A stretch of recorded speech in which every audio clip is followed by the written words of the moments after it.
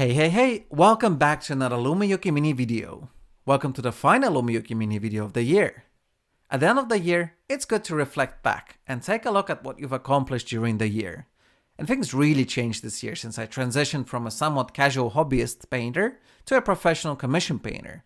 I've also started to publish YouTube videos. With that in mind, I thought some of you might be curious to hear what it's like to get into commission painting and YouTube video creation. Do note though that my channel is still so small that I probably can't offer much insight into that subject.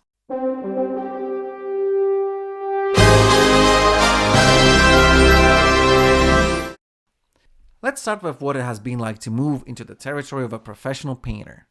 When it comes to investing into the equipment, I jumped with both feet in. I've invested hundreds, probably thousands of euros this year into new paints, airbrushing equipment, tools, and basing material. I used to be scared to try new things like airbrushing or even buying any other brands than Citadel. That has changed drastically now, as I've scoured the online shops for all kinds of products. And I've realized that I was definitely foolish to stick to just Citadel, but to be honest, if you don't mind the prices, you're not really missing out on much even if you only stick to GW stuff. It feels a bit scary to think how much money I've put into this now, but if I'm honest, I didn't really need much of an excuse to buy a huge amount of paints and other equipment for my favorite hobby. And I can always explain to myself that it's now necessary for the business.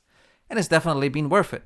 It's really awesome to have all the options at your disposal when it comes to painting miniatures.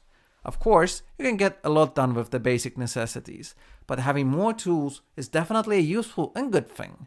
I'm considering making a video about all the kinds of extra tools that money can buy and how necessary they might be for a basic hobbyist, if you guys think that would be useful.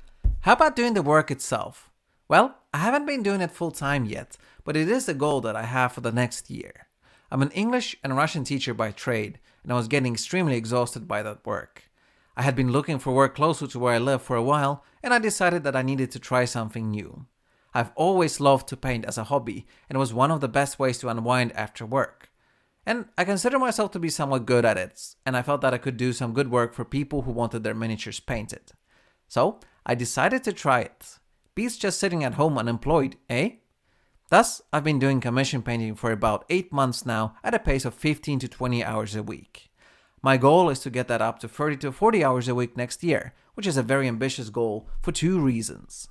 First of all, painting is quite tough to do for many hours every day. It's bad for your back and strains your eyes. So moving from an average of 3 hours a day to something like 6 to 8 hours seems quite crazy when I already feel like my back is aching like I'm a senior citizen. I try to exercise to balance things out, but it's not enough at the moment. And as with all work that you do at home, it's difficult not to start doing something random during your work hours. Something that I've also learned about running your own business is that while it's nice to be your own boss, what you miss is having the ability to take it easy and do a half-assed job when you're not feeling motivated. I can't just start browsing the internet because then I'm not going to get my customers' miniatures painted and then I'm not going to get any money. The second reason why it feels ambitious is because I don't know if I'll be able to find enough customers. I have a few awesome regular customers who have been giving me a lot to paint right now. I even have some kind of queue lining up. However, once I start putting in more work hours, I'm probably going to finish these projects and not necessarily have anything new waiting. It feels rather stressful when you haven't had any new customers for a few months approaching you. It's a small country and there are a very limited amount of hobbyists who A, have enough money, and B, don't want to paint themselves. I've also been concerned about paying all the bills with just commission painting. The money that you get isn't much, so your hourly wage is small, and you don't get paid for any of the time that you're not painting. So, taking breaks is costly. There's also a lot of pressure to be fast and efficient with your painting, while still churning out miniatures at a good quality. So, the work is definitely demanding, and you're not going to get rich by doing it. Furthermore, you're forced to compete with people with the unfair advantage of not disclosing that they do business to the government. Therefore, they don't pay any taxes and they're not obliged to collect VAT from their customers. Thus, the prices that they ask for their work can be much smaller than mine, while still offering comparable results. I've been trying to combat this by offering top-notch customer service, reliability, and the best quality that I can offer, but it's not always enough. But these are all problems for Anton next year. I've loved doing this to the extent that I definitely want to give it a try and feel almost excited to see how I'll tackle these problems. It's tough, but there's a sense of pride you get when you build something completely yourself. And I enjoy the work so much more than I ever enjoyed teaching. I remember feeling dread at the end of each weekend. Now I always look forward to the next day of painting. Sure, not every painting commission project is exciting, but it's at its worst, this job is getting to paint some rank and file minis and listening to some podcasts while you do it at home.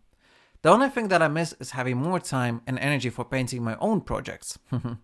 It's kind of natural that you lose some enthusiasm for painting your own dudes after you've already painted 8 hours that day. With all that said, this year has been the best one in my life because I've been able to do this. I haven't had to rely on the income of this business this year, and I've been using the profit that I get from my work to invest into the equipment. I've had enough work for the amount of time I could invest into this, and it has been feeling good and rewarding.